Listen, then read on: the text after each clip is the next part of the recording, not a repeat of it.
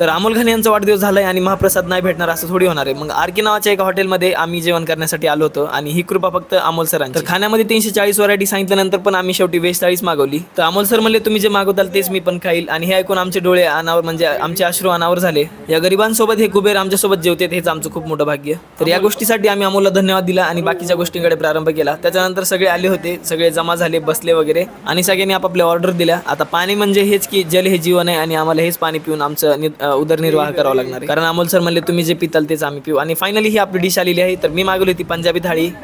प्रवीण मी मागवली होती भाऊ ते. तर प्रवीणची मासवडी येईपर्यंत प्रवीणनी माझ्या भाजीची टेस्ट केली होती. तर अमोल सरांनी पण मासवडी खाण्याचाच आनंद उचलला. त्याच्यानंतर घनिष्ठ चर्चा झाल्यानंतर आधीनी शेवटी त्याची म्हणजे चिकन थाळीची वेट केली. तर श्रावण संपलेला आहे आणि चिकनशी घनिष्ठ मैत्री ठेवणार आमचा आधी तो त्याच्या चिकनचा आस्वाद घेणार होता.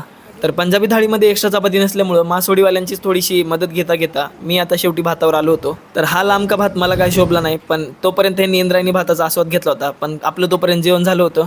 काय करावं, आपलं नशीबच बरोबर आहे ना. तर त्याच्यानंतर सगळ्यांचं जेवण वगैरे झालं होतं. हात वगैरे धुवून सगळे आता अमोलच्या आशेवरच बसले होते. एवढा पैसा तर अमोल सर कधी कधी टिप देऊन टाकतात. त्याच्यामुळे सरांनी एवढं काय मनावर घेतलं नाही. त्यांचा दूरध्वनी काढून त्यांच्या मूळ राशीमधली थोडीशी धनराशी त्यांना देऊन टाकली. तर गोड तोंड करण्यासाठी शेवटी आम्ही बडीशेप वगैरे खाल्ली आणि जेवण वगैरे एक नंबर झालं. हॉटेलवाले पण सगळे आता सोशल मीडियाच्या भरोश्यावरच राहायला लागलेले आहेत. काय करणार, जमानाच तसा आहे. तर आजच्या जेवणासाठी आम्ही अमोल सरांचे आशीर्वाद घेतले आणि त्यांना धन्यवाद केलं. त्याच्यानंतर आम्ही आमचे वस्त्र परिधान केले.